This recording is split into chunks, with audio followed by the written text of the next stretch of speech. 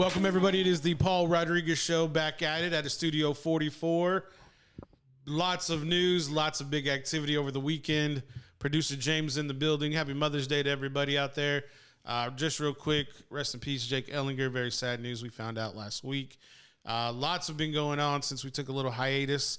But Producer James, how's life, man? How you doing? How was your run this weekend? I saw you cross the line. Shout out to Lion Pride Sports Broadcast. He didn't call out your name. I was a little salty. I had to send a little message. But I saw it, dude. You came in very early. Like the race started about 8, and you came in like a 8:29. Are you surprised or what? No, I was expecting you to come in a little bit earlier. Oh yeah.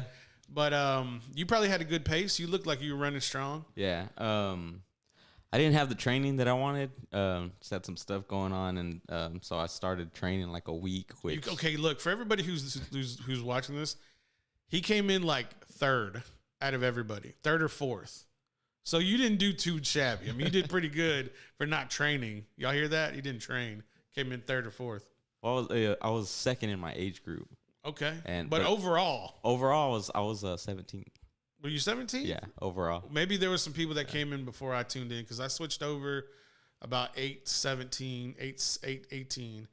That's when I found it live. I was like, well, I'm going to watch it. Let me see where James is. Yeah, I was unaware that it was live on Facebook, and I saw the Sarge there talking, which, by the way, dude, I forgot my phone at home, and today or Saturday? No, Saturday. Okay. And I normally put my music on, so I can listen to music and stuff. So it was just a little different. And I like to take pictures and all that shit. But anyways, I asked my girl, I was like, let me use your phone and stuff. So I was looking, and sure enough, and I was like, oh yeah, we're on Facebook right now. And she's like, what? Women. She's like, oh, I didn't know that. She was unaware. Yeah. So after I was done too, the whole time we were like sitting right there, like writing camera view. But he has a real nice little production thing going on. Like, he was there talking on the mic, and like we can hear him, and I was like, oh, let me see what it looks like and sounds like, and like you just hear him on the broadcast like real crisp, and I was like, man, cool, man. I was trying to go talk to him, but he was busy and all of that shit. I also ran into Ross Saturday. Right. That dude's massive, dude. I didn't know how big he was. Like, he's not that big. Okay. I mean, compared to me, you see me and it's like, I'm not that tall. I'm not as tall as he is. He's like 6'3". Yeah. But we're thick, boy. we're thick. Yeah, man. We're bigger guys. Yeah. I mean, it's I want to say it's in the family, but Ross is a little bit more. Ross works. He works very hard. Yeah. And I'm just lazy. It was cool. I had a good weekend, man, over there at Cinco de Mayo. We went. So you went to go check out the. Were you there? Did you go home after your race, or did you stay? Yeah, I stuck around to get for the awards. I got a little silver medal. Oh, okay, nice. Yeah, and you placed. All right. Yeah. After that, we went to go eat breakfast, and we just hung out. And the kids wanted to go eat pizza at Loop and Lil's, so we went at 5, and then we made our way down to the square, and walked around for a little bit. I heard there was a lot going on. Oh, yeah. Pretty busy? There's a lot of people, yeah. The rain stayed away, too, didn't it? Yeah. Good, man. It was good, yeah. We left before it got, like, really packed, but it was a good time overall. Good to see the people getting out again and all of that stuff, So, no trouble, nothing. Just everybody's cool. Yeah. No mask, nobody. I think it was one of those things where I think everybody's been cooped up. They're like, let's just enjoy this. Because you kind of take it for granted when you have it all the time, don't you? Yeah. And then now that you're in Lockhart, America, enjoying Cinco de Mayo, and then you have an event 4 hours away at Jerry World, and Canelo Alvarez is coming in with Pepe Aguilar and having this huge production, and 73,000 plus individuals are watching this mega fight that goes down at Jerry World. Jerry was in on the action too. Yeah. Did you see him? Oh yeah. Man, that guy. Just think about that. The little stage area. Behind there were no seats. There was nobody there. And there were still 73,000 plus people in that venue. It could have easily held 100,000 if that stage area wasn't there. He broke some record, right? Indoor. It was the largest indoor boxing event in the United States. But what sounds kind of fishy is DAZN put up graphics of that boxing record, and in in Europe or in England or wherever in Britain, they had their max capacities even at 78,000 even. It's like you're telling me you like packed everybody in until you reach the 78,000 number and then you cut them off. Sounds a little fishy to me. But yeah, Jerry World could have easily broke that if he wanted to. He's like, well, then next time we'll just have 80,000 and get it over with. I'm just saying he could. He really could. Yeah, you know, I mean, you called that they were gonna have the fight over there. It was, yeah, that was something I thought that was very fitting. And then, of course, in Houston, which you'll be attending UFC 262 this weekend as well. You're looking forward to that?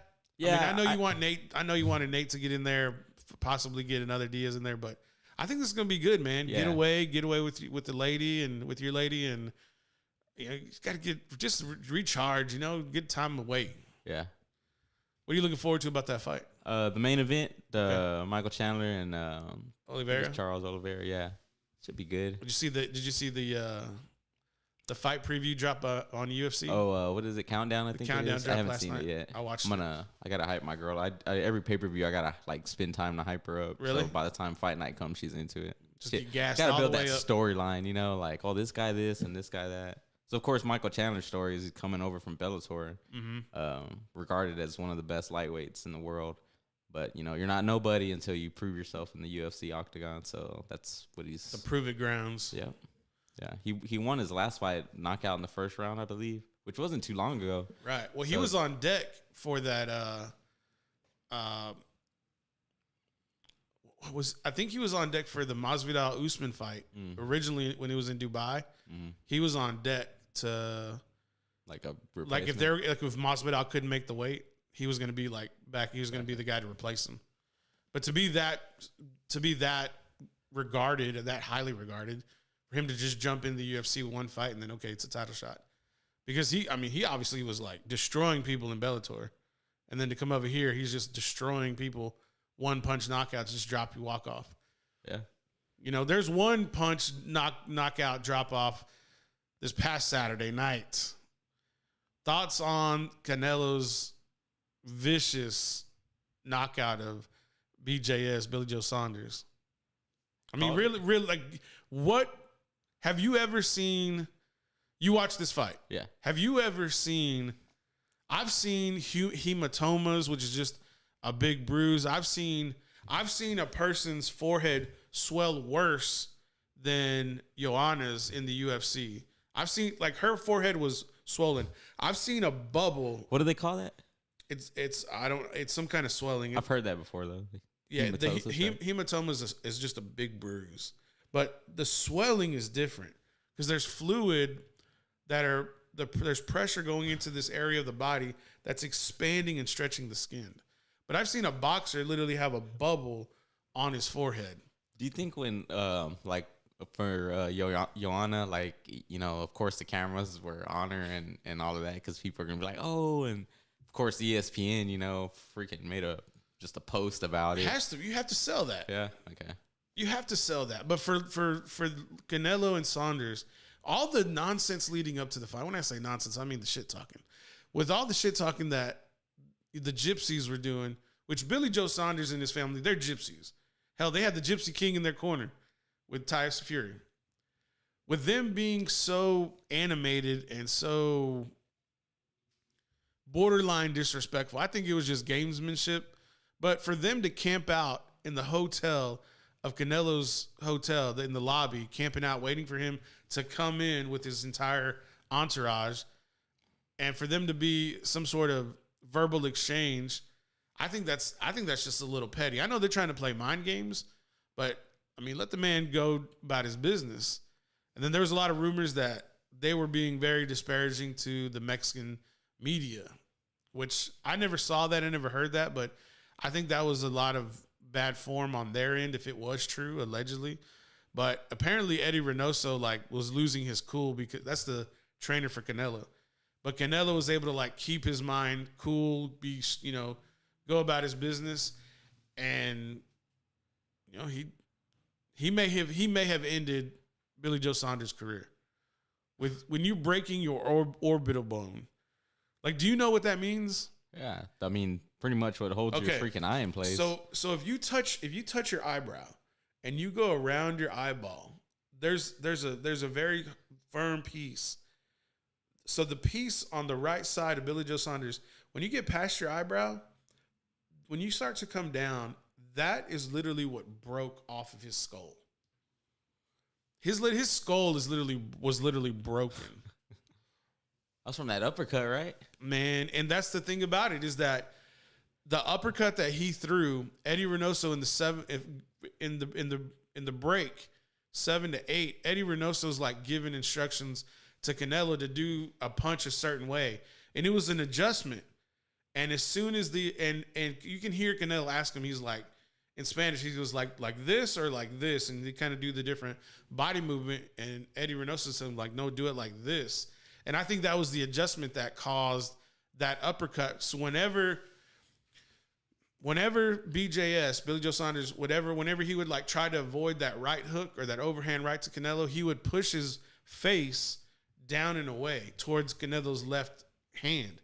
Well, I think that was the adjustment Eddie Reynoso told Canelo to do, is like, when you shoot that overhand right, he's going to push his face down and away towards your left hand, come back with a massive uppercut, throw all your force into it.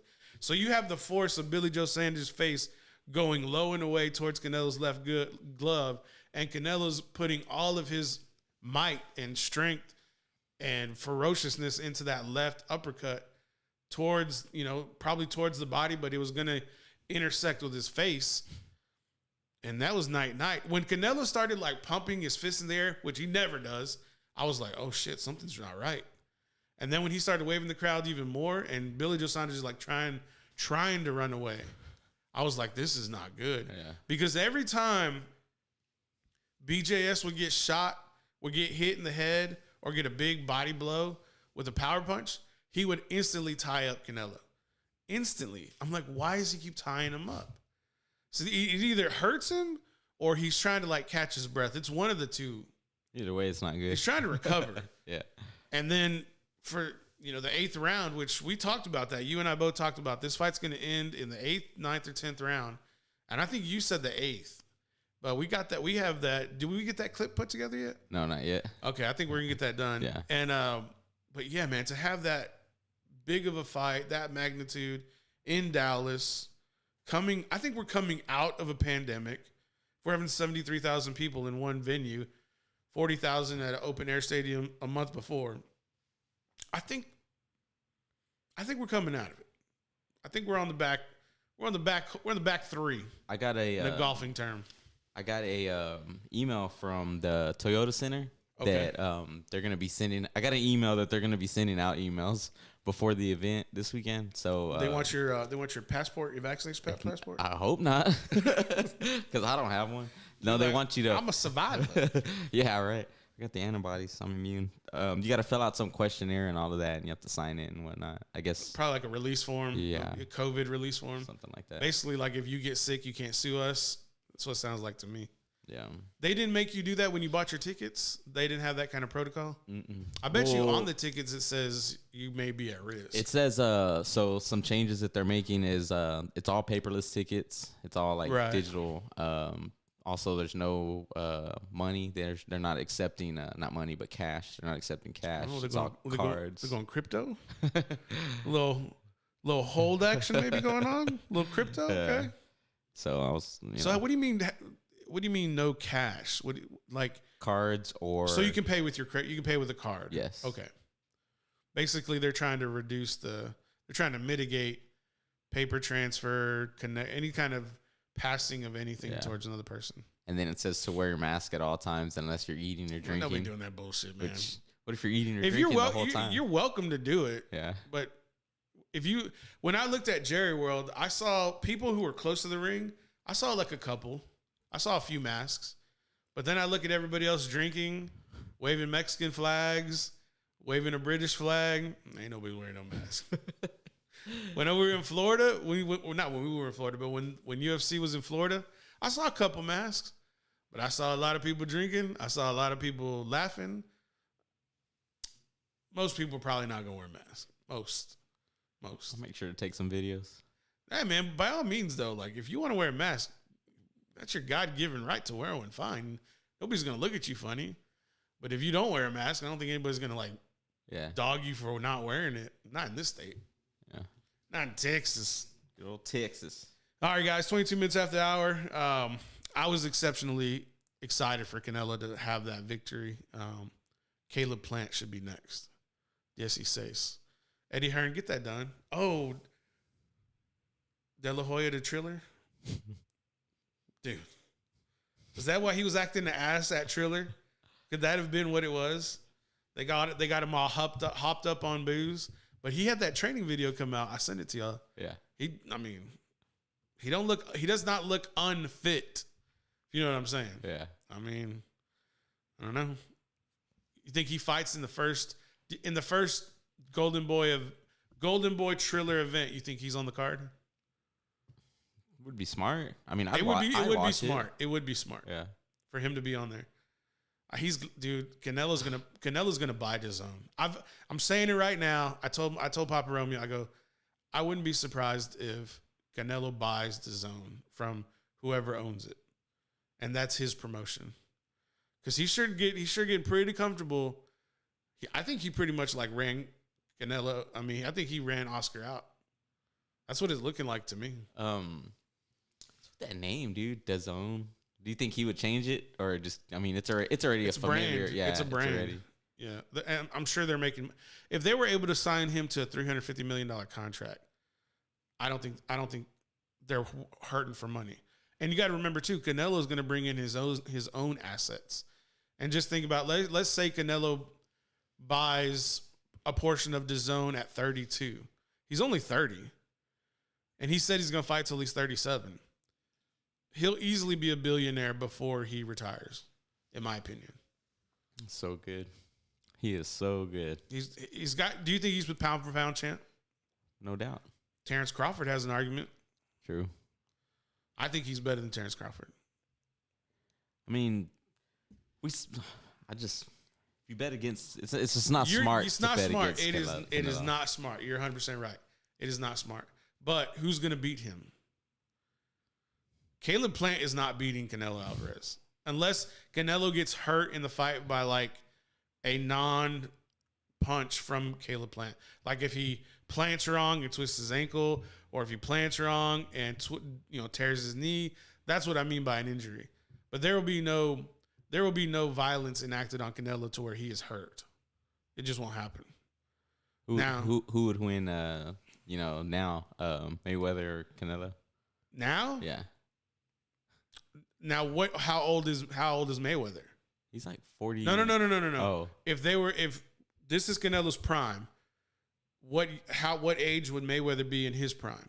30, 33, 32? Yeah, probably 32. Mid-30s? Yeah. Early 30s? Okay, so if you put the prime Mayweather and prime Canelo, that's a $150 pay-per-view. I'll take Canelo. I'll ride with Canelo on that one. The hand speed, the punching power. What weight are they fighting at? They fighting at 147? 47. They're fighting at 154? They ain't fighting at 167.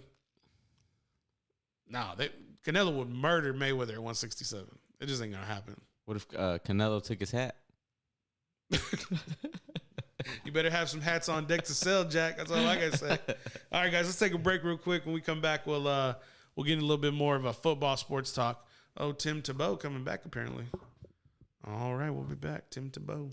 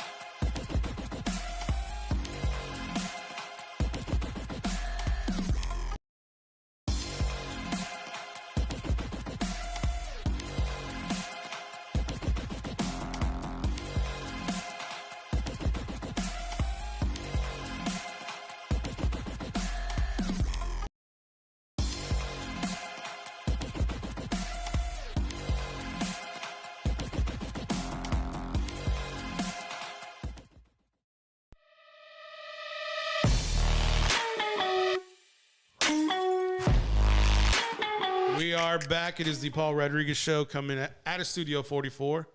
A little bit of Packers news. Two rookie quarterbacks coming into rookie training camp. Quarterbacks Kurt Benkert and Chad Kelly. Chad Kelly was, I want to say that's the Chad Kelly from Ole Miss. Potentially, I think that was Jim Kelly's nephew. But I could be wrong. Anyways, Gute's Coots. Some people call him Goody Man. Have you seen that? Nah. People call him like Gucci Man, but calling him Goody Man. Young Goot. I don't know, man. This guy, I think he knew he needed to draft the quarterback situation before the draft or after the draft, knowingly, because he believed he probably had Aaron still in Green Bay. And now that's, highly questionable at this time. But apparently Jordan Love is not an option for this season. It appears that he's not. I just don't. I try to wrap my brain. I try to wrap my brain around moving up to go get a first-round pick in a quarterback, and he's a 3-year project. It doesn't make a whole lot of sense. It's like if you're going to go move up in the draft to get a quarterback, you would think that he'd be ready to go in his second year. Worst case scenario. But now you're bringing in 2 rookie quarterbacks with Chad Kelly and Kurt Benkert. And, Tom Pelissero saying, as Green Bay general manager Brian Gutekunst noted after the draft, they need an extra arm or 2 with only 2 QBs on the roster. One of those quarterbacks being Aaron Rodgers, the other being Jordan Love. So they bring in Benkert and Kelly to get a first look. Okay.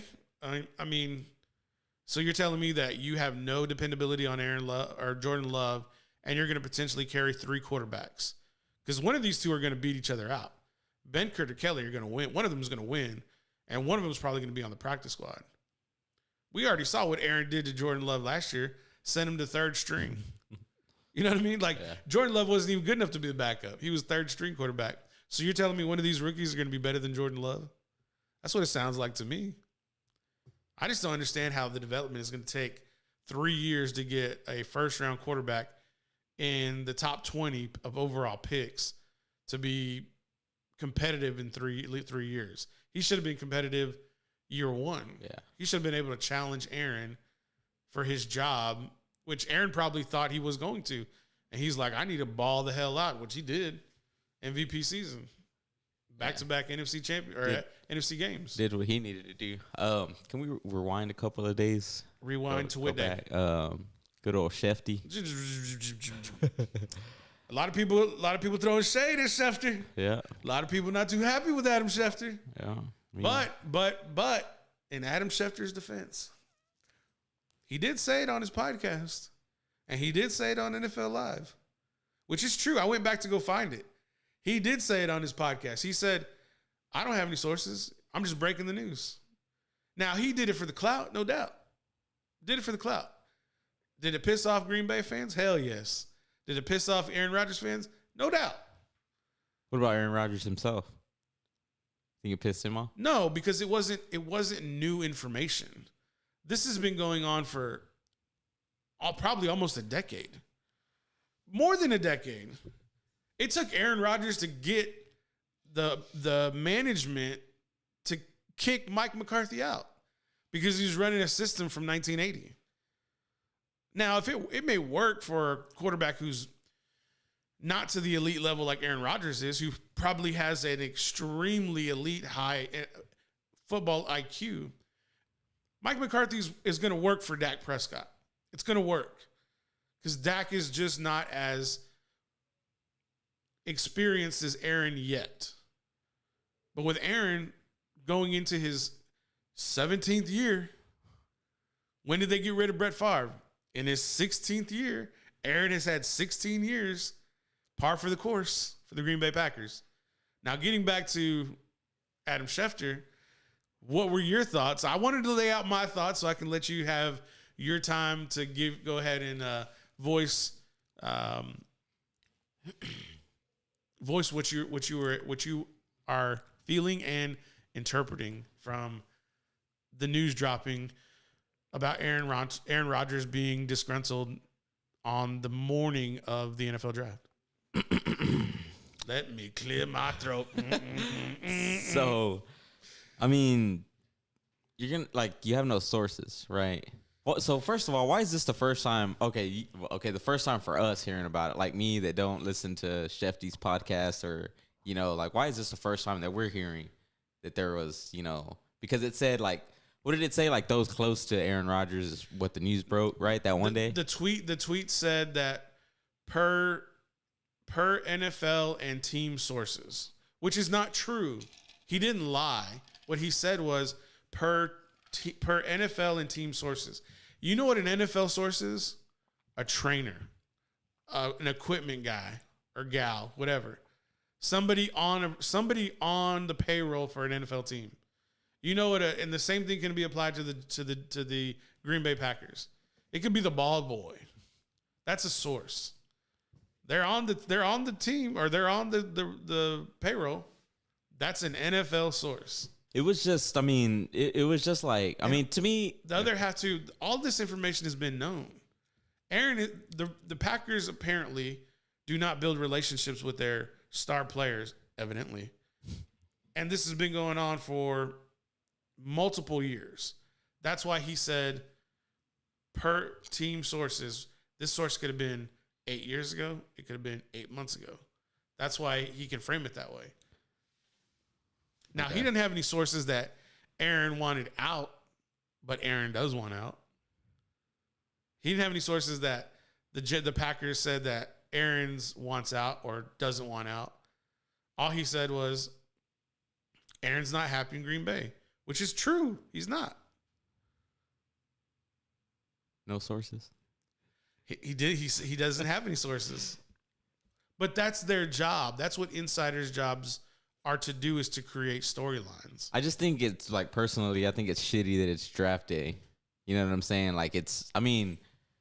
This day is for, these recruits and other people that are coming into the NFL. So what you're telling me is that Aaron Rodgers did not steal draft day, but Adam Schefter's story stole draft day. Is that what you're telling me? Well, everyone knows who broke the story. Everyone knows who. And it was kind of surprising for me because, Schefter is very credible. You know what I mean? And people are telling him that he's not anymore. But I bet you're going to listen to his tweets. You're only as good as your last story, right? And what is everybody talking about even about a week later? Yeah. Yeah, but even then where it's about the text messages about him comparing himself to, not himself, but what was the coach for the calling Gunsakoots the Chicago Bulls, Oh, Jerry Krause. Yeah, and then what did they said? Oh, well, he thinks he's he thinks he's Michael Jordan now, or what I mean? And I don't know who broke that. That it's dude, where are the that was probably leaked by a player. That was probably leaked in confidence to say, hey, look, Aaron Rodgers jokes around calling Goody Mane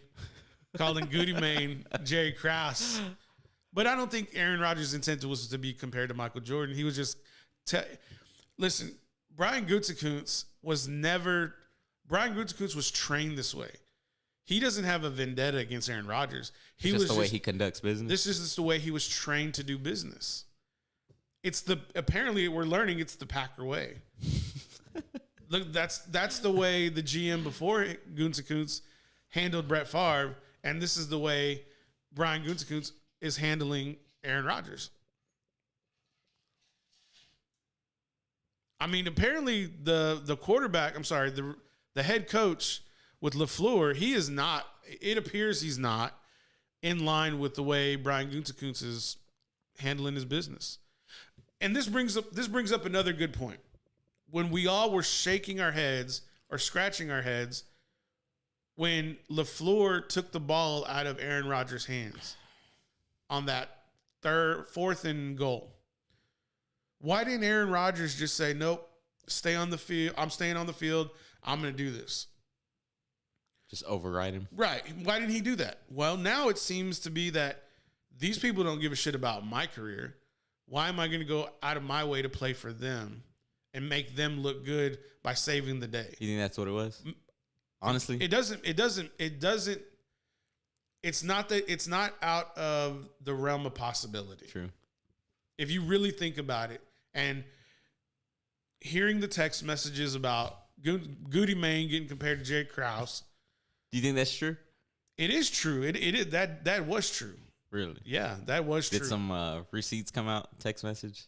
There, you'll never see him. So how do you know it's true? Because the source told somebody. The same source that told. No, that's a different thing. It's one of those things where enough people corroborated the story to make it true. They're like, yeah, that's true. Did AJ Hawk confirm?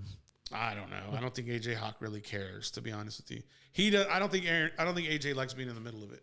Like, he went on like a couple of shows and he does not look comfortable. He does not look like he's talking about one of his best friends. AJ Hawk's kids call Aaron Rodgers Uncle Aaron. I don't think AJ likes being in the middle of this shit at all. But getting back to the point where it makes a whole lot more sense now what we've learned about Goody Mane and the text messages about Aaron Rodgers and Aaron Rodgers, mercurial emotions about how he's feeling. It's almost to the point where Aaron's like, I'll stay here if you just take care of me. Like, treat me like the elite athletes and we won't have a problem. But you're not treating me like that. So now I want to go somewhere where they'll treat me that way. And they will. There's a lot of teams that will. So you have to ask yourself, like, you have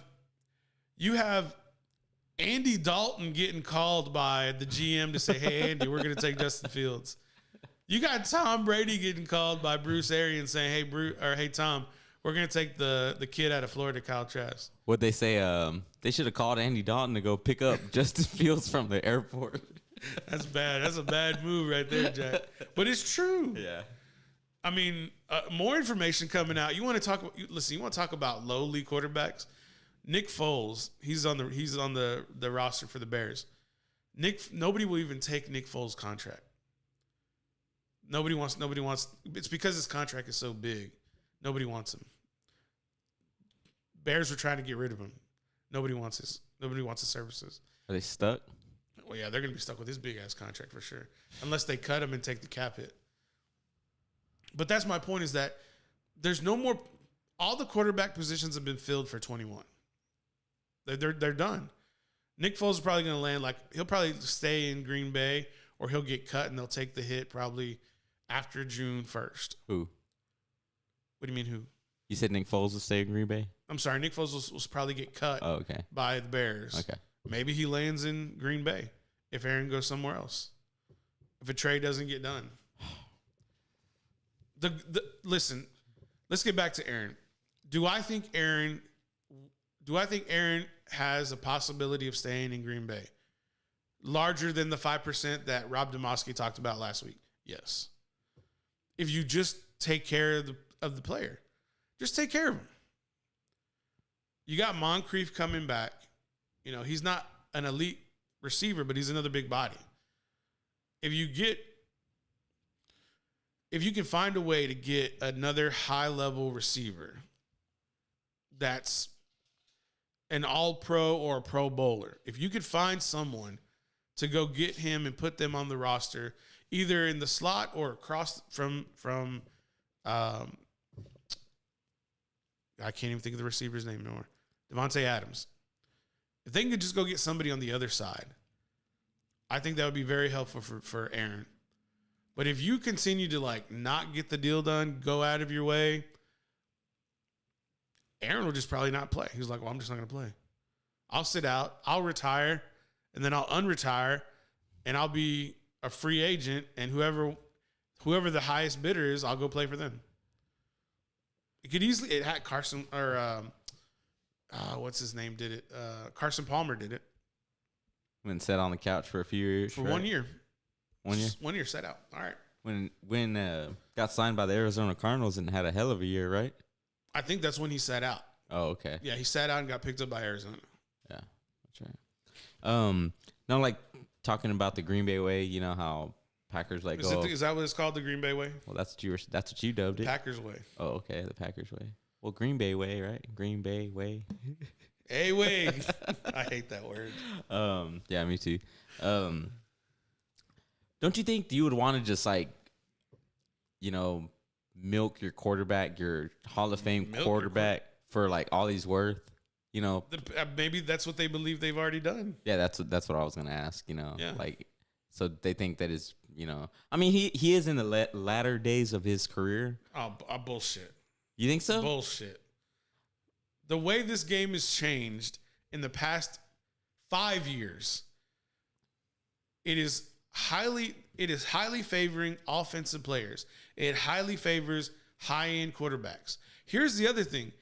Aaron is still mobile. Yeah. Aaron's 37, but Aaron didn't play for the first 4 years of his career. Yeah. So he's really 34. Yeah, he had one of the greatest years of his career. One of the best. And now, if he can follow the Tom Brady formula about taking care of his body, which he seems, Aaron, he's expressed it. He's engaged. He feels like he's in the best part of his life. He feels like he's taking better care of his body. He's probably increasing his nutrition. He's just looking for a place to get taken care of in the facility. Damn. It's like everything in his life is going great. It's like I fixed all these things I believed I had a problem with in my own life. Now I just want to be taken care of, not only financially, but also in the facility. He believes he is a decision maker, which he is. Yeah, no doubt. But he's not allowed to exercise it. Tom Brady can go literally be the GM of Tampa Bay, which he pretty much is. He's like, hey, what do I got? How much pay do I got to give up to sign this guy, that guy? I want to bring in this guy. I'm going to bring in Antonio Brown, Tom Brady. I'm going to bring in Antonio Brown, where he had problems in Oakland. He got in trouble when he was in New England. He got kicked out of Pittsburgh. And Tom's like, look, Bruce, look, Tampa, I'm going to bring him down to my house. We're going to work. I'm going to hold his feet to the fire. And we're going to go win a Super Bowl. And they did it. Here's the gnarly thing. They brought the entire team back for the most part. All the key players. They brought them all back. And here's the funny thing. They were hitting their stride when they got to the Super Bowl. Yeah. They weren't good until they were far better in the Super Bowl than they were in the NFC Championship game. And definitely when Tyler Heineke, the quarterback for the Washington football team, almost beat them in the wild card game of the NFL playoffs. A off-the-street quarterback almost beat Tampa Bay in the wild card if it wasn't for Tom Brady. If Tom Brady does not throw that 9 route to Scotty before halftime in Green Bay, they lose. When they got back to Tampa, Tom Brady had everybody's ignition systems at 100%, and they went out and beat the dog shit out of the defending Super Bowl champion Kansas City Chiefs. They had Patrick Mahomes running for his life. And the defense for Kansas City could not stop anything. Cheetah shut down. Travis Kelce shut down. Sammy Watkins didn't show up. Edwards-Helaire put in his place. Only person that showed up was fucking Mahomes. He didn't even... Maybe. He couldn't do nothing. Maybe. Yeah. Maybe he showed up on a bum leg. He had a bum ankle. Yeah. The only reason that, he had some takeaways from that game to where we're like, wow, the athleticism. He had a Superman throw. Whoopee. While running for his life? Exactly. It's like he literally had to turn into Superman to score 9 points in the Super Bowl. Shame on Kansas City. They fixed it this year. They fixed it. They fixed their offensive line, no doubt. But jeez. Let's get into a break. We come back and talk some UFC 262. What about Tebow? In Houston. What about Tebow? What about him? What about him? You said we were going to talk about him before break. We did. We talked about him before we went to break. We did. Okay. Tim Tebow. Good luck. Jaguars planning on signing Tim Tebow in Duval, in Jacksonville. Okay. You think he's really going to play? Like, be on the field? Yeah. Let me rephrase that question. Do you think he's going to be a contributor? I don't think so. I don't think so either. Say less. Say more. Say no more. Tim Tebow, man, you know what? I hope this isn't for money.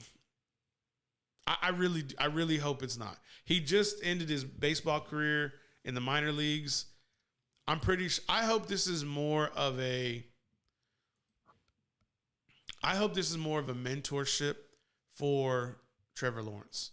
To get Trevor Lawrence, Travis Etienne in line with Urban Meyer's coaching style. That's what I hope this is about with Tim Tebow. He's going to earn him probably $1 million, couple $1 million, but I hope it's not about the money. That's all I got to say about it.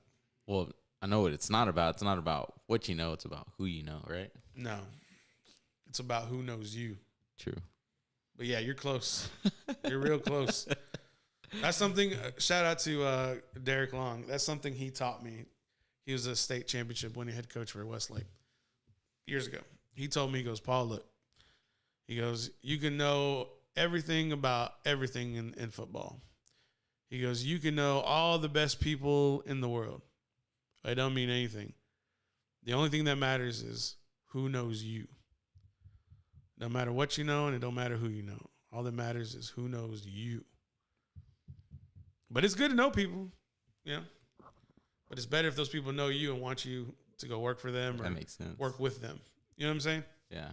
I guess I just figured, like, you know, who you know, like, I take it as, like, when I say who you know, as, like, a mutual thing. Because I won't say if somebody's like, do you know so-and-so? I'm like, well, I don't know them. I'm familiar with them, but I don't know them unless we know each other mutually. You know? Right. Like, right. I'll be like, yeah, we know each other. Or, like, I know him. Right. Or I'll be like, I know of him. Because, yeah, it's easily to say I know of them. Yeah. But I don't have, like, you don't have a relationship with them. Yeah.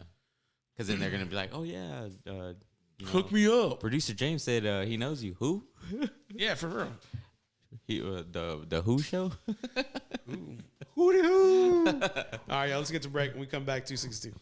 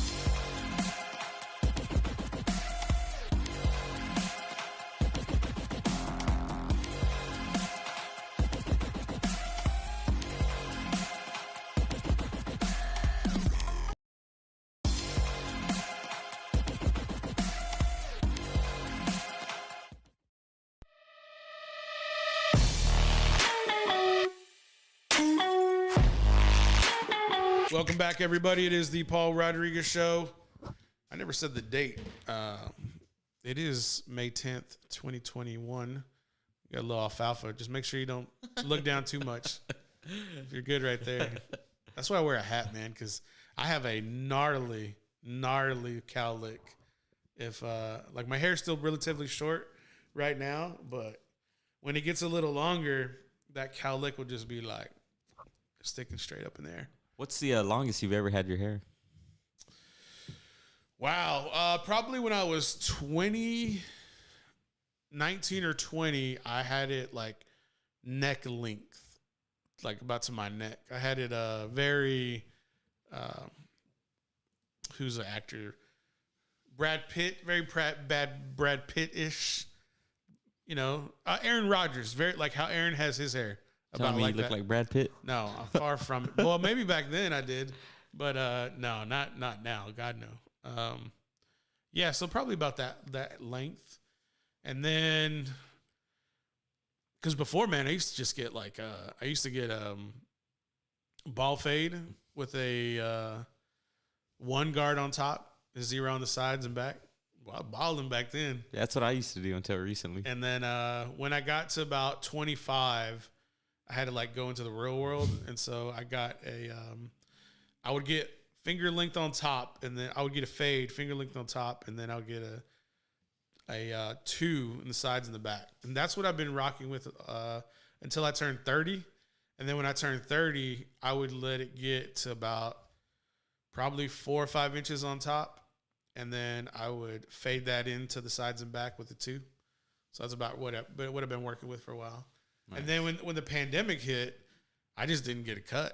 I didn't get a cut until I had a funeral to attend. November of 2020.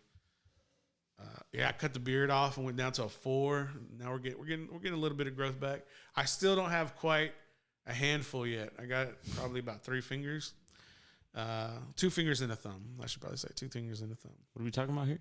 Hey man, I'm saying 2 fingers and a thumb.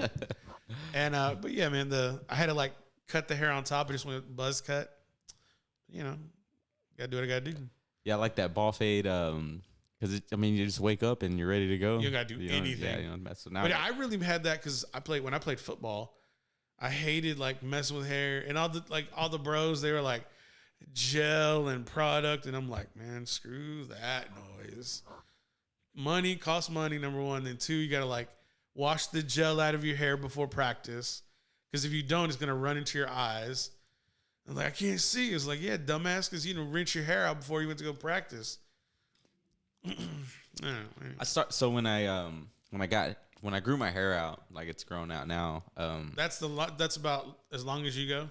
No, I'm actually trying to grow the top. Like I'm just letting it grow, but I got like this little like mohawk kind of thing going on. I think I might go pretty soon here. I might go full mohawk, but like it's not gonna be like a dude. You got it. It's not like gonna be like a pheno mohawk. It's gonna be like a what? Dude, this is what you need to do is keep it how you have it in the back. Of course, fade it, get it cut, but you need to do the mullet. But the mullet version. Okay. So like let the top get long, but keep what you got in the back, but then on the sides but let the top grow. All right. That's a dope look. I got those are the plans that I have for my son right now. And okay. He's got like the back is like it's already like, but I showed it to him and I was like, because I'm not gonna like do his hair the way I want it unless he also agrees. Yeah, but I'm like, dude, I got these plans for you, man. And I showed it to him today, and I was like, you cool with this, dude? But it's like a modern, like faded in, but it looks tight. Right. And have you seen what some of these kids are doing? Yeah, like some of the high school kids. Yeah, dude, they're getting perms. Yeah. They got this straight up 84 Jack IROC Z Camaro Jack. Dude, they're getting a straight up mullet. And they're going to like these high dollar salons, and they're getting perms, and then they get it cleaned up, and I'm like, dude, you look like you're straight out 84, Jack. Yeah. So when we pick up one of the older kids, he goes to the high school, so we sit out there as the kids start pouring out. So I get a good look of the fashion sense that's going on right now, as well as it's the 80s. The hairdos, yeah. Straight up the 80s. Yeah, it's crazy. When these girls start like teasing their hair out, then you're gonna be like, then it's when you gotta worry. I'm like, oh no. Yeah. Aquanet. Yeah. Shout out to my grandma. She been rocking Aquanet since 76. No, I don't know when, but bottles on bottles on bottles. Bro, racks on racks on racks. But I hope she bought stock in Aquanet because she was always grandma used to go to the beauty shop once a week, Jack. She had enough, and if you didn't do it right, you're going to have to do it again. My grandma didn't play. Just saying, you got to make sure it's right. How do we get to this topic? I don't know. Anyways, UFC 262, Saturday, May 15th, full capacity. And is it at the NRG Stadium or is it at the Toyota Center? The Toyota Center? Okay. Oh, NRG is that's the football stadium. Yeah. Texans. R.I.P. That would have been cool. No, bro. This ain't no Canelo production. Yeah, true. I've been there once. Where? To the NRG. Yeah. Shout out to it's big, right? John Kalunga. Yeah. It's very big. Yeah. What do we have on deck for 262 in the main card there, Producer James? What I'm looking forward to, we're starting off Shane Burgos versus Edson Barboza. Of course, this is the main card. I'm not too familiar with this Shane Burgos guy, but Edson Barboza is just Muay Thai specialist. That's one of the early fights, right? Like it's on the main card, but early. Yeah, looks like the first fight. Yeah, yeah, and then we're moving on to some women flyweights. Bantamweights. Are they gonna challenge? Are these women gonna challenge? I'm pretty sure, man. The women always. I mean, challenge who? Like, I mean, they're gonna fight each other, but I mean, as far as like, they going after Rose. Anybody going after Rose? That's kind of a long shot right now. Okay. I guess I'll be back to report. Boots on the ground. Yeah, my first ever boots on the ground report. Throw together a little video. The one I'm looking forward to also is Tony Ferguson. Yeah. Yeah, they had a really good piece on the countdown for him last night. Whenever they dropped it, it's like 45 minutes, and they had a very good piece, like highlighting him, like what he's gone through, like the kind of like rough patch he's hit. Yeah, not in life, but in the UFC. Yeah. He's had starting with was it Gaethje messed him up. And then after that as well, right? There was another fight. I don't remember which one they had highlighted it, but the Gaethje was like the start of the spin, kind of him kind of coming down. But this will be a big redemption fight. I want to say it was Was it Pettis? I don't remember. It was kind of late last night before I was getting into that embed. I'm not embed, but the countdown. Yeah, so he was he was a contender. He was supposed to fight Khabib. I mean, he was up there like with the elite fighters. Oh, yeah, big time, top 3 with him, Conor, and Khabib. Right. Talks of him and Conor were thrown around, as well as I think it was 4 times that he was supposed to fight Khabib, and every time injury, missed weight. Right. The last time he freaking tripped over a cord at the press conference and tore his ACL. Really? Yeah. Man. So unfortunate. That's one thing that shocked me too. Like I saw his age, like I didn't know he was that old. Yeah. He's 30. I mean, he's been in the fight game for a long time, it seems. Yeah. So Justin Gaethje, and then he also lost to Charles Oliveira, which is challenging for the lightweight. He's fighting Michael Chandler for the lightweight belt in the main event. So I mean, I'm looking to see Ferguson get back on track. Hopefully he does. He's a real entertaining fighter. I like watching him fight. So do you think they put this fight with Ferguson? Who's his opponent? For this coming up, this dude right here, Benio Dariush. Oh yeah, he's the Iranian. He was born in Iran and then came to the United States. He seems like a very well-rounded fighter as well. 20-4 when they profiled him. So is it safe to assume that fight between Ferguson and Dariush would be the winner of that fight would go on to challenge the winner of Oliveira and I mean, let's look at the rankings, lightweight rankings. Yeah, see where they have them. It just seems that way because Tony Ferguson had the 2 L's to Gaethje and then to Oliveira. With Oliveira now going to fight for the lightweight championship. Yeah. It only seems fitting that with Ferguson and Darnush, that winner would go on to then fight the winner of the lightweight champion. I mean, Gaethje's over here in limbo, I guess, at number 2 spot. He's got to be next up, but for the winner of Poirier and McGregor, it seems. Wouldn't that safe to be said? After Poirier and McGregor, the Gaethje, winner, the winner of that is if he's gonna wait, because I mean that would be what now? Like if he wants to wait for that, because sometimes Why would he wait? What do you mean? Why would he wait? I mean because Poirier. True, that is true because Poirier and McGregor is going down July 10th. Mm-hmm. This is going down, yeah. So, but sometimes they like to book him in between. Like he's gonna sit out. So McGregor and Poirier is for July, and then Oliveira and Chandler is of course this weekend. So let's think 6 months out for the winner of Poirier and McGregor to fight the winner of Oliveira and Chandler for the lightweight belt, and then so that's 6 months out. So we're looking at what, maybe a year, depending on how that fight goes. Yeah. So sometimes, either Dana or, they want to stay active. I could see it easily being like early spring 2022. Yeah. March, April. Yeah. I don't know. I guess it depends on the fighter. Right. Because you're kind of, it's one of those situations where you're risking your spot, but then you're also staying active, in competition and stuff. And you also got to take into consideration like medical disqualifications. Yeah. Depending on how much damage they sustain. Yeah. So I think that this Ferguson, I think it would be a good win for Ferguson to just stay in the talk. Mm-hmm. Because if he doesn't, he's if he takes another L, he's gonna drop. It's gonna be pretty bad. Yeah. It's definitely not gonna be good. What's his rank currently? He is number 5 right now. And Darnush? Darnush is number 9. Yeah, so they could easily swap places. Yeah. Whoever wins and loses. Yeah, he'd be on if Ferguson drops this one, he'll be on a 3-fight skid, which isn't good. And this Darnush guy is 1, 2, 3, 4, 5, 6 on a 6-fight winning streak. Yeah, so yeah, it's gonna be good. And then the main event, Oliveira versus Michael Chandler. So what's the word on Michael Chandler? Like he's new to the UFC. He's only fought once. Mm-hmm. I know he was pretty much on standby if there were something to occur with.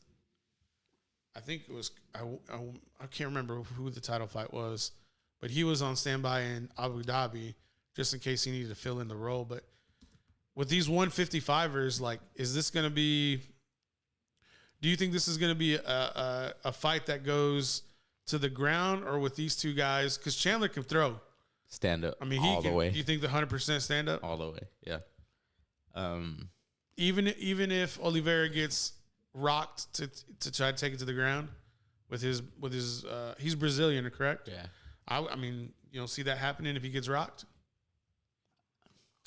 I mean, maybe. Yeah, that's kind of just like maybe he goes and tests Chandler's jiu-jitsu to see where he's at. He might. I mean, Oliveira, he's a stand-up. He likes to throw. Oh yeah. That's why I think so of course you see the mini wins here by Michael Chandler starting in 2015. Well, even before that. But him and Eddie Alvarez had some good fights in Bellator. I think they had a trilogy. Let's see here. So tell the folks what you're looking at. Yeah, so just his Bellator wins. So he fought Eddie Alvarez 2011. He beat him. Win streak after that. He finally lost to Eddie Alvarez in 2013. That was split decision. This Will Brooks guy lost back to back. And these are in Bellator, or where are these at? Yes, and all in Bellator. Benson Henderson, he beat Benson Henderson, Bellator 165 in 2016. Let's see here. Yeah, this so Pitbull right here. I remember watching this fight. Patricio, he actually hurt. So who was it we were watching? Where his leg, he was trying to plant his leg, and it was just like kind of like curling up on him. Dead foot. Yeah. that's what happened to Chandler. So that's pretty much why he lost that fight. This one right here in Bellator 221. I think they call it drop foot, not dead foot. Okay. And so Chandler sustained that injury when he fought. Yeah, Patricio Pitbull. Yeah, that's what like he's known as. Yeah. And then of course a 3-fight win streak after that. Again against Benson Henderson in 2020. Chandler versus Henderson 2. KO due to punches in the first round, and then Dan Hooker, which Hooker's pretty tough, and he knocked him out in the first round again. That was Poirier versus McGregor. They called it a TKO, but I watched the highlights of that fight. It was a walk-off knockout. Yeah, I mean, I know they're probably gonna call it TKO, but it didn't look like a TKO to me. Yeah, I agree. He's good. He's a good guy. Predictions? You want to wait? Early predictions. I'm gonna go with. I'm gonna go Michael Chandler. Michael Chandler knockout in the third, fourth round. Really? Third, fourth round. Yeah. And what about Ferguson and Darnouche? Man. It's like you don't want to see Ferguson lose. We're going to find out where he is in his career right now and how much he has left and all of that. But don't you think he's at the end of the road? Definitely. I mean, he's 37. Yeah. And he's been in his face too. Like his face is war torn. Dude, he looks horrible. That's why he always wears sunglasses, in my opinion. I mean, he's a killer. Don't get me wrong, but he has had a lot of damage. Yeah, and also too, I've thought, I'm like, dude, maybe you need to move up in weight, dude. Like he looks pretty fucking drained at the weigh-ins. Whenever he's weighing in, his face looks like severely sucked in, very gaunt. Yeah, and I'm like, oh man. So you think he would have? You think he'd have more success? I mean, does he have the punching power to fight at 70? He's like a very unorthodox fighter. He's just like moves around, real weird. Quick 1-2, gets out the way. But maybe that's Maybe that's what aids him in that lower weight class. Yeah, the speed and agility. Yeah, I mean, it makes sense for him to have the same kind of speed and agility. But if he gets caught, like it's kind of one of those things where you can be agile and move quick, but once somebody with power catches you, like you ain't going anywhere. Yeah. But maybe it's a thought. Maybe for it to elongate his career, it could be an opportunity to move up. But there's some vicious dudes at 70. No doubt. Vicious dudes. I mean, I guess I can't really. I'm going for Ferguson, so. Yeah, it's kind of like you don't want him to lose. I know. I could tell. I could tell by your apprehension to pick a winner there. But you're right. We will see where he is in his career with this fight. But Darnouche, man, he's Iranian. Iran usually has very good grapplers. And I think for Ferguson, for him, in my opinion, salute. He's really going to need. I think he's really going to have to keep Darnouche at bay. It's like you don't let that guy get a hold of you. Yeah. Now, don't get me wrong. I'm pretty sure he's great on his back if he has to get taken down, but I don't think he wants any kind of that strength put on him with Darnouche. So I guess the early prediction, I'm going to go with Ferguson. We're going to watch the countdown. We're going to watch the embeddeds, and of course, we'll give. You're going to watch it live. Yeah. We'll give our final predictions on Friday. In the flesh, baby. I like Chandler, but I think it could be early. I think it'd be like second round. Are you going to watch him? Yeah, probably. Spent a lot of money on pay-per-views this month. Thank God the DAZN one wasn't that expensive. Like the DAZN one was much more entertaining than the UFCs, and especially Ruiz and Areola. Although it was a knockout. Or no, it was a decision.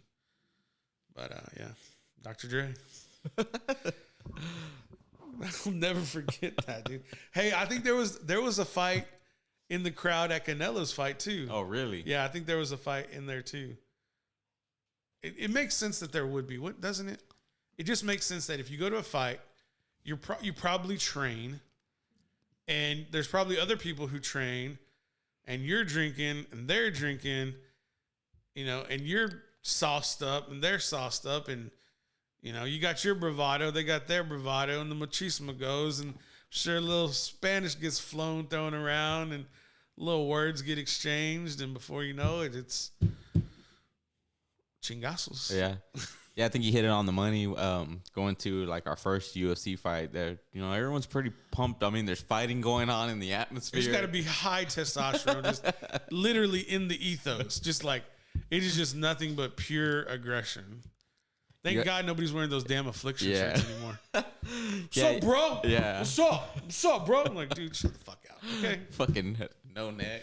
I ain't got no neck. I ain't got no neck because I got a beard. But yeah, I know what you're saying. Yeah. Juice boys. Drinking, and then, of course, your girl's all dressed up, nails done, hair did right behind you. Oh, stop. Yeah. What'd you say, motherfucker? What'd you say? What'd you say? Yeah. Say it again. Say it to my face. Say it.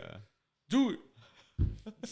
Nah, bro. And then there's some killers out there that are real quiet.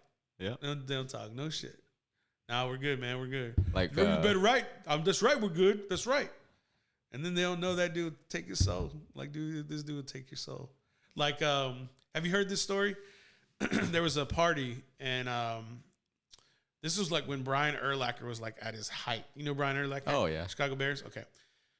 So Brian Urlacher was at this party, and I think it was, I don't remember whose house it was at. Well, Bas Rutten was there. And for all of you UFC dudes, Pride dudes, y'all know who Bas Rutten is. Okay. Or one of the OG killers. OG MMA, just destroy your life. Okay. And of course, Bas Rutten is probably like trimmed down now. He's probably not what he used to be, this and that, blah, blah. Well, Brian Urlacher was talking shit to Bas Rutten. And Bas Rutten was like, no, it's okay. It's okay. And Urlacher was like, really being disrespectful to Bas Rutten. Wow. And he didn't know. And so they go into this room, and of course they have this like UFC highlights, tapes are going on, blah, blah. And Brian Urlacher starts watching the fight, and there's this dude just taking souls on this video, just destroying people's lives. He goes, who is that? Who is that? And some dude turned around and he goes, remember that guy you were talking shit to in there? He goes, that's him. That's Bas Rutten. Brian Urlacher went out of the room, right back to him and said, I'm very sorry, blah, blah, blah. Just straight up humbled by a video of Bas Rutten destroying people's careers. It's like, yeah, you don't know who you're talking shit to, bro. Yeah, you're 6'5". Yes, you're a vicious football player. Yes, you're an all-pro and everything like that. Almost Super Bowl champion. But, dude, you don't know who knows what. And that's why, like Kevin Hart says, you don't talk shit because there's real MMA people out there. They are real. Very real. El Guapo Bas Rutten. Is that what they call him? That's his nickname. El Guapo? Yeah. He used to, I think it's called the King of Pancreas. There was like a pancreas? King of Pancreas. It's yeah, let me double check.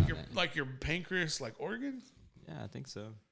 Why would they call him the King of Pancreas? Because he would always hit it? It's a tournament that would okay. Pancreas. Okay. Right here. See, man, you got me all weirded out.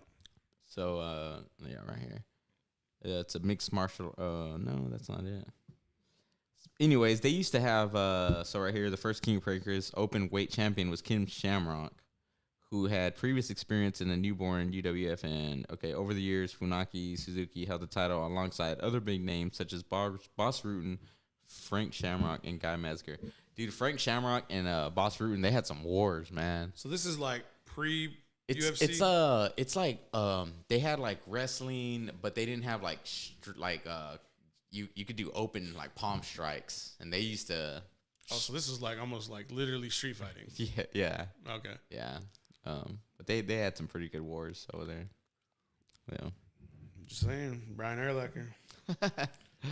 Yeah, bro, what you say? What you say?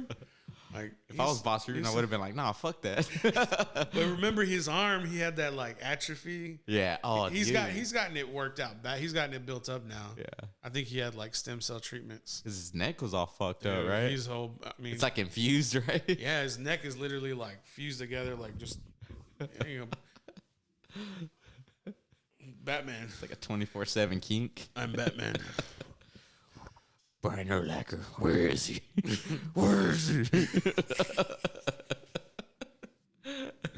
Yeah, that man. There's so many. There's a video on YouTube of Batman, and he's like, He basically goes through. It's like Christian Bale spoof, and they're like, they're saying where are the drugs in all these languages, and he's like, where are the drugs?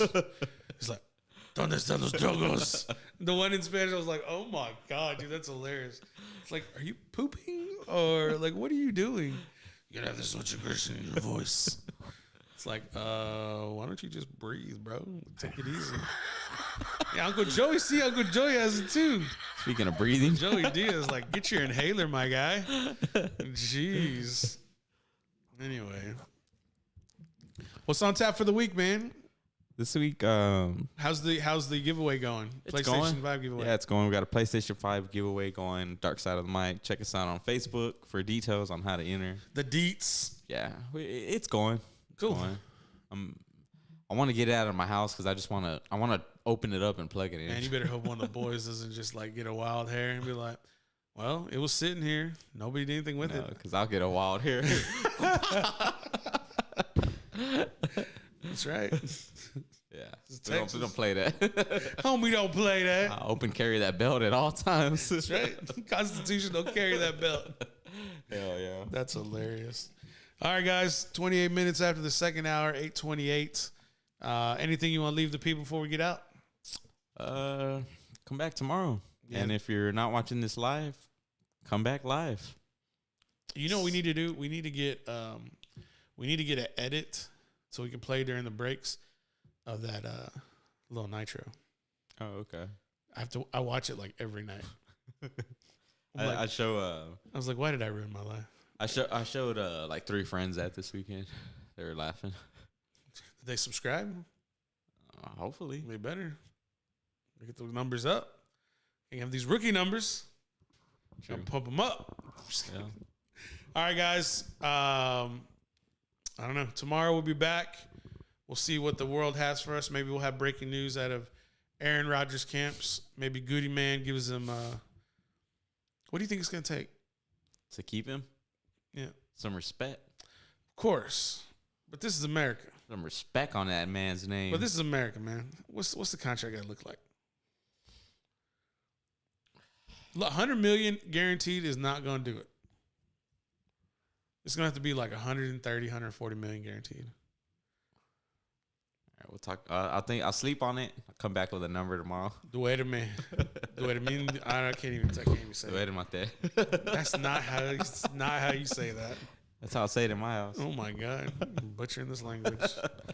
All right, wish we had that Pepe Aguilar. We'd probably get a copyright strike, but Canelo coming out to that mariachi music. I was like, can we get this shit over with already? It's like, can we get to the fight? Because I was like ready to watch the fight. Yeah, me too. And Billy Joe Saunders over here like walking around like a dipshit. Like, dude, just go to the ring. Like, y'all need to fight already. He probably got cold. Well, his eye got cold after they put the ice pack on it. Keep swelling down. All right, guys, we're back tomorrow. Hopefully, we'll be a little more entertaining. I don't know. I think we're doing all right. Yeah. Yeah. For sure. Don't talk shit to Bas Rutten. All right, we're out.